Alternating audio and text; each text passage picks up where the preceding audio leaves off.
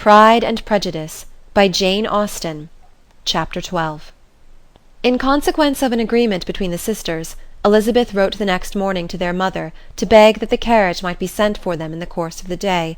But Mrs. Bennet, who had calculated on her daughters remaining at Netherfield till the following Tuesday, which would exactly finish Jane's week, could not bring herself to receive them with pleasure before. Her answer therefore was not propitious, at least not to Elizabeth's wishes, for she was impatient to get home. Mrs. Bennet sent them word that they could not possibly have the carriage before Tuesday, and in her postscript it was added that if Mr. Bingley and his sister pressed them to stay longer, she could spare them very well. Against staying longer, however, Elizabeth was positively resolved, nor did she much expect it would be asked, and fearful on the contrary as being considered as intruding themselves needlessly long, she urged Jane to borrow Mr. Bingley's carriage immediately, and at length it was settled that their original design of leaving Netherfield that morning should be mentioned, and the request made. The communication excited many professions of concern, and enough was said of wishing them to stay at least till the following day to work on Jane, and till the morrow their going was deferred. Miss Bingley was then sorry that she had proposed the delay, for her jealousy and dislike of one sister much exceeded her affection for the other. The master of the house heard with real sorrow that they were to go so soon, and repeatedly tried to persuade Miss Bennet that it would not be safe for her, that she was not enough recovered, but Jane was firm where she felt herself to be right. To Mr. Darcy it was a welcome intelligence. Elizabeth had been at Netherfield long enough.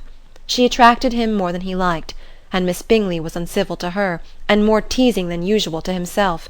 He wisely resolved to be particularly careful that no sign of admiration should now escape him, nothing that could elevate her with the hope of influencing his felicity, sensible that if such an idea had been suggested, his behaviour during the last day must have material weight in confirming or crushing it.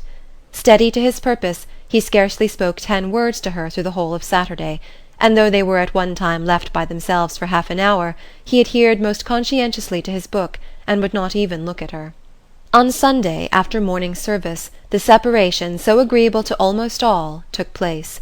Miss Bingley's civility to Elizabeth increased at last very rapidly, as well as her affection for Jane, and when they parted, after assuring the latter of the pleasure it would always give her to see her either at Longbourn or Netherfield, and embracing her most tenderly, she even shook hands with the former. Elizabeth took leave of the whole party in the liveliest of spirits. They were not welcomed home very cordially by their mother. Mrs. Bennet wondered at their coming, and thought them very wrong to give so much trouble, and was sure Jane would have caught cold again. But their father, though very laconic in his expressions of pleasure, was really glad to see them. He had felt their importance in the family circle. The evening conversation, when they were all assembled, had lost much of its animation, and almost all its sense, by the absence of Jane and Elizabeth. They found Mary as usual deep in the study of thorough base and human nature, and had some extracts to admire, and some new observations of threadbare morality to listen to. Catherine and Lydia had information for them of a different sort. Much had been done and much had been said in the regiment since the preceding Wednesday. Several of the officers had dined lately with their uncle, a private had been flogged, and it had actually been hinted that Colonel Forster was going to be married. End of chapter 12. Recording by Elizabeth Klett.